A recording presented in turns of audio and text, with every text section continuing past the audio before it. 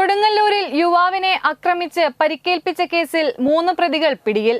കാര പുതിയ റോഡ് സ്വദേശികളായ മുല്ലപ്പത്ത് വീട്ടിൽ ശരത് MS 27 വയസ്സ്, മുല്ലപ്പറമ്പ് വീട്ടിൽ നന്ദകുമാർ 26 വയസ്സ്, എടവിലങ്ങ് കാര സ്വദേശി കിഴക്കേ വീട്ടിൽ ശരത് KS 29 വയസ്സ് എന്നിവരെയാണ് പോലീസ് അറസ്റ്റ് ചെയ്തത്. കഴിഞ്ഞ ഏപ്രിൽ 4-ാം തീയതിയായിരുന്നു കേസിനാസ്പദമായ സംഭവം.